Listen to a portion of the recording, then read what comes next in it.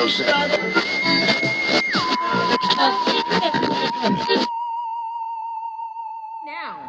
some of y'all watching this video, the barriers of lack and the barriers of struggle and the barriers of disapproval and abuse, physical, mental, spiritual abuse, those barriers I am choosing to move away from. I am choosing to move in alignment with my instincts. I am choosing to move in alignment with what feels good for me. I am choosing to stay in alignment with what feels good for me. I am choosing to move with ease, to move with flow, to move in an energy, in an essence that honors my instincts, that honors my gut, that honors the work, the tenacity, the faith that the people who are in my blood and my DNA and my ancestry operated from, worked for, maintained. So when it comes to imposter syndrome, imposter for who? Syndrome for what? What the fuck is an imposter? A person who is not supposed to be who they are, or who is masking themselves. I am not masking myself by stepping in my motherfucking purpose. I am not masking myself by being in alignment with what makes me feel good. I am not masking myself with operating out of ease, with operating in finesse, with moving in the truest, purest essence of joy, love, and happiness. That's not a motherfucking imposter. What syndrome? Well, the only syndrome that I have right now is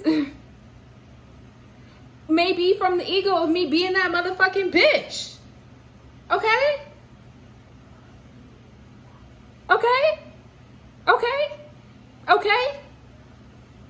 I approve.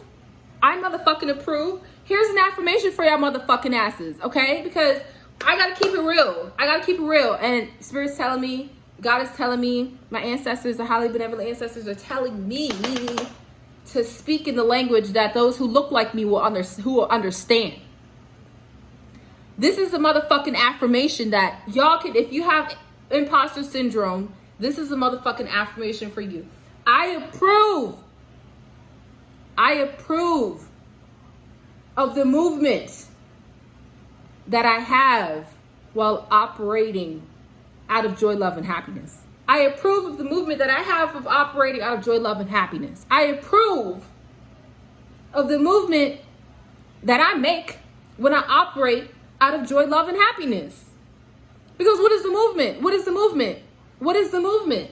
The movement is the actions that you fucking take when you are listening to your instinct, when you are listening to spirit, to your God, to whoever you are divinely connected with, spiritually, religiously connected with, your instinct, your gut.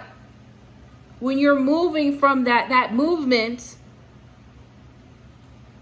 I give you the approval. Say it to yourself in the motherfucking mirror. I approve, because and the thing about imposter syndrome, the thing about it is there is an aspect of permission.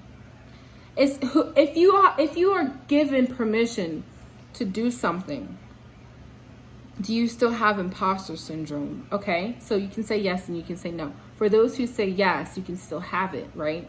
We can go deeper. Because that's the first question that I have when I think about imposter syndrome. That's the first question I have that'll lead me deeper into the shadow work, if you want to talk about motherfucking shadow work. Because if you have imposter syndrome, what's the next thing to do? A lot of spiritualists will say, okay, the next thing to do, if you recognize that you have imposter syndrome, the next thing to do is to assess why, to ask why, to figure out what's behind that, right? And a lot of people will call that process shadow work. So let's get deeper. If you have the permission to do X, Y, and Z, and you still have imposter syndrome, a lot of what's behind the imposter syndrome is guilt, shame. You feel bad you feel like you shouldn't have all the glory and all of the light and happiness and joy that you have because of the things that you're doing, right? Because if you weren't moving or doing anything, would you have imposter syndrome? You have to do something in order for you to be on a platform, to be in that identity, to even think that you have imposter syndrome in the first place. So when you have that and then you see, or you have that feeling of imposter syndrome and you're like, I shouldn't be here. None of the glory, none of the accolades, I shouldn't have this. That's the thought. That's the stream of thinking, of saying, I shouldn't have this. Why shouldn't you have this? Second why, because I'm going with Monarch's 5 whys. Why shouldn't you have this? Well, I shouldn't have this because this, and that, or because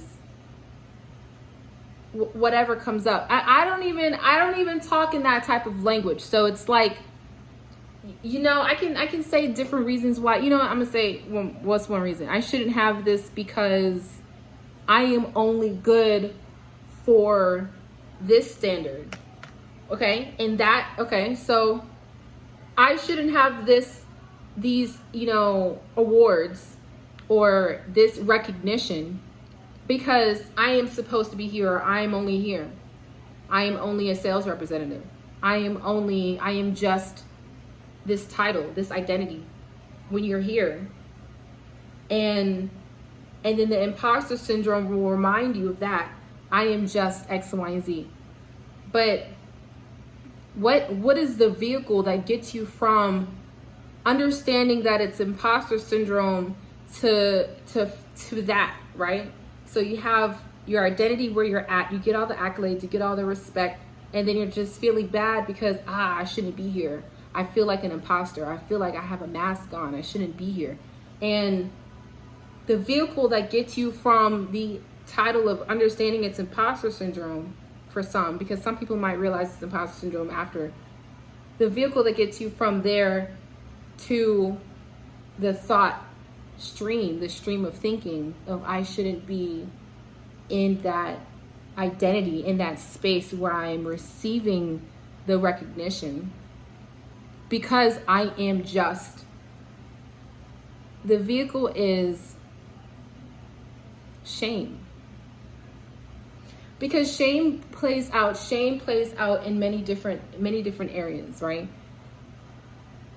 Shame isn't just, I shouldn't have done that, or I feel bad for doing this. Shame is deeper than that. Shame is deeper than that. Shame and guilt are best friends. Shame and guilt are motherfucking siblings. They're homies. And shame will, or maybe shame's the vehicle, or maybe shame's the driver of that car. And then you got guilt in the back seat. And then you got all the other negative emotions or whatever sitting there in a car, playing the radio of frequencies that are based out of fear. Hold on a second. Fear is the car. Let's imagine it like cars, like a animated car.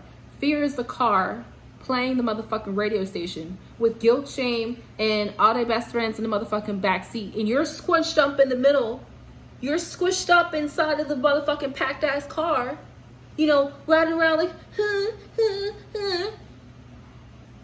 when you really should be sitting there on your motherfucking yacht being served a motherfucking mimosa. Because you followed your instincts in your gut. And the ancestors handed you your prosperity on a motherfucking plate on your yacht with your mimosa. But you get sucked back into that car, squished up with guilt and motherfucking fear and shame and all their homies. Because you decided to follow that stream of thinking, starting off with, I shouldn't be, or the, imposter syndrome. So when that comes up, because fear might come up and say, hello, this is Let's go back with the car analogy, okay? Because I like that analogy and it works. Before you get in the car, fear will show up and be like, hey, I'm fear, what's good? And if you are following your instincts, if you have a high level of religious and spiritual, I'm saying religious because I know some Christians who are talking about the same motherfucking thing and they're religious. Like, if you're in alignment with God's source, whatever you want to call it, like, if you are in alignment with your purpose, if you are in alignment with faith, if you have faith, you will see fear for what it is. You will see fear for what it is. And you will see fear waving at you, telling you that it's fear. You will hear clearly that fear is telling you what it is. And then you will say no. Go to your affirmation. I'm that motherfucking bitch. Or you can say, like what I was saying earlier, you can say, I approve of the movements that I am making that are in alignment with my instinct and my gut.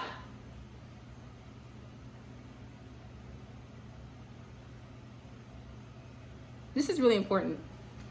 You can say that's a fear. You know what I mean? Me personally, sometimes I sit fear down. I'm just like, yo, why are you here? Like, why are you here? If I have the time and the energy and how I call that, counsel, how I call that talk, that communication with me and fear, that's shadow work, right? That's shadow work. A lot of people can relate to that. But sometimes I don't got time. I don't have the energy. I'm not putting the energy into it.